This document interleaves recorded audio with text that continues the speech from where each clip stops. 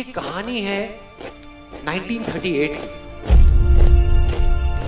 कैरली नाम के एक आदमी की, हंगेरियन आर्मी में, और वो उस कंट्री का बेस्ट पिस्टल शूटर था।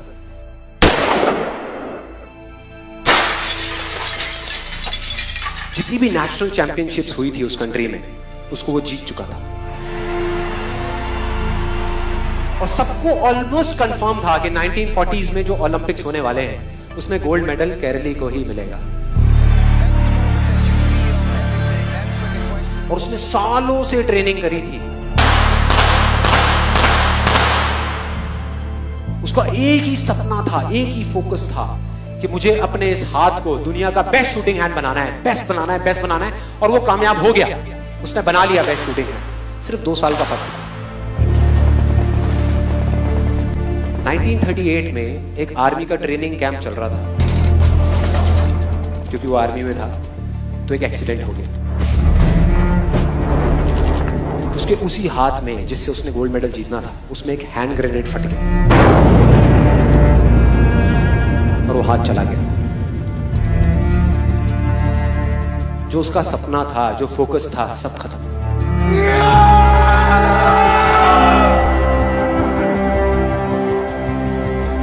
उसके पास 2 रास्ते थे। एक तो ये कि वो बाकी की पूरी जिंदगी रोता रहे और कहीं जा करके छुप जाए, या अपना जो गोल था जिस पे उसने फोकस किया हुआ था उसको पकड़ करके रखे। तो उसने फोकस किया उस पे नहीं जो चला गया था, जो उसके पास नहीं था। उसने फोकस किया उस पे जो उसके पास था।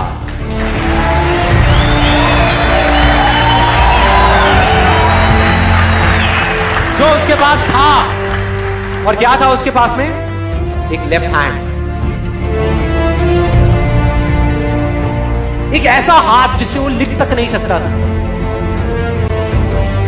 1 महीने तक उसका हॉस्पिटल में इलाज चला इस हाथ के लिए, और सही 1 महीने बाद अपनी ट्रेनिंग शुरू कर दी इस हाथ के।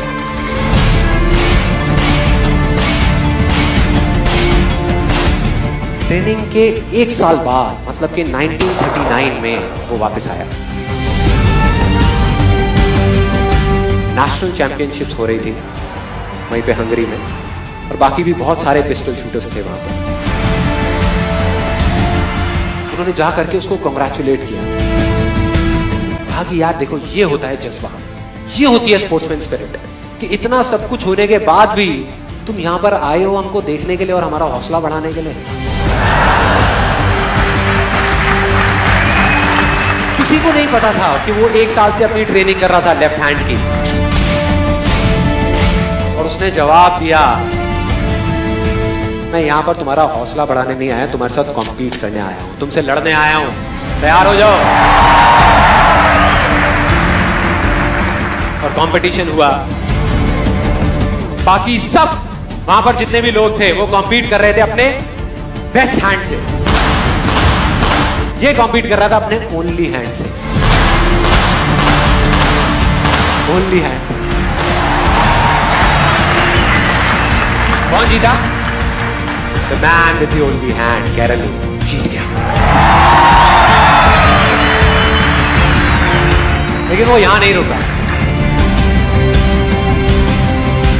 उसका गोल क्लियर था कि मुझे इस हाथ को इस कंट्री का नहीं, इस पूरी दुनिया का बेस्ट शूटिंग हैंड बनाना है।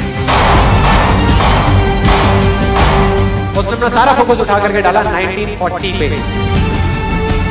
जब ओलंपिक्स होने वाले थे। लेकिन 1940s के ओलंपिक्स कैंसिल हो गए वर्ल्ड वॉर की वजह से।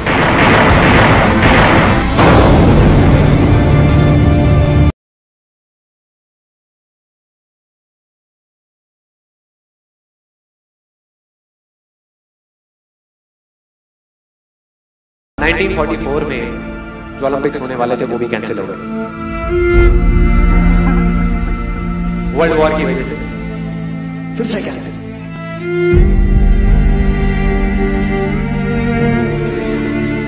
उसने अपना सारा फोकस उठा करके डाल दिया 1948 के ओलंपिक्स में।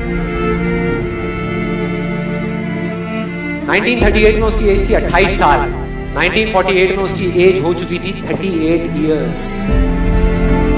और जो यंगर जो प्लेयर्स आते हैं निकल करके, उनसे कॉम्पीट करना मुश्किल होता चला जाता है। लेकिन मुश्किल नाम का ये वर्ड था ही नहीं उसकी डिक्शनरी में। वो गया,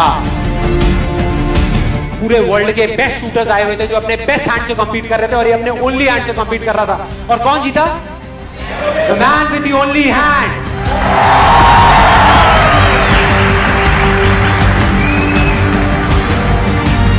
लेकिन वो तब भी नहीं रुका।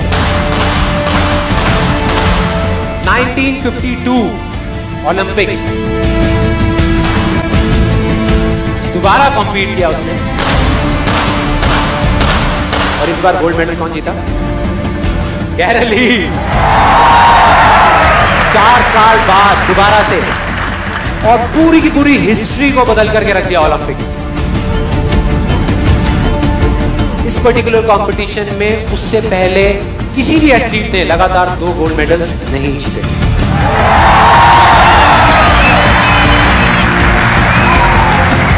अब किसी भी लूजर के पास चले जाओ, उसके पास लिस्ट होगी बहानों की कि मैं इस वजह से फेल हुआ अपनी लाइफ में, इस वजह से मैं कुछ नहीं कर पाया। बहुत लंबी लिस्ट है। और दूसरी तरफ विनर के पास चले जाओ, उसके पास में 1000 वजह होगी वो ना करने की जो वो करना चाहता है, सिर्फ एक वजह होगी वो करने की जो वो करना चाहता है, और वो कर जाएगा।